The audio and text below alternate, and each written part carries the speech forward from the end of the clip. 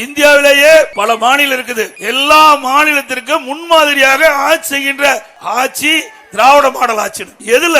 கடன் வாங்குவதிலே முதல் மாநிலம் தமிழ்நாடு. இந்தியாவிலேயே கடன் வாங்கல முதல் இடத்துல இருக்குது தமிழ்நாடு. இந்த கடன்ல நீங்க தாங்க கட்டணும். நல்லா புரிஞ்சுக்கங்க. இந்த கடன்ல யாரு கட்ட போறா? இவர் பாட்டு கடன் வாங்கி வச்சுட்டு போயிருவாரு.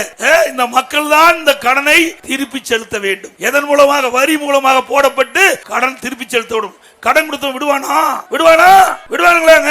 நம்ம எங்காச்சும் நாம வீட்டு கடை வாங்குறோம், இல்லது காருக்கு லோன் வாங்குறோம், பைக் லோன் வாங்குறோம். கட்டலினா பைக் தூக்கிட்டு போயிடும், கட்டலினா கார் தூக்கிட்டு போயிடுவோம். வீட்டு கடன் கட்டலினா சீல் வச்சுட்டு போயிடுவாங்க வீட்டு. இதுதான் நடக்குது. அதே மாதிரி நாட்டிலையும் அதே மாதிரி தான். இன்னைக்கு ஒரு குறிப்பிட்ட அளவு தான் கடன் வாங்க முடியும். அதுக்கு மேல கடன் வாங்கினா அரசாங்கம் திவால் ஆயிரும். இப்ப திமுக அரசாங்கம் திவால் ஆயிட்டுது. ஏங்க 4 வருஷத்துல 4,38,000 கோடி கடன் வாங்கியாச்சு. இன்னும் ஒரு வருஷம் இருக்குது.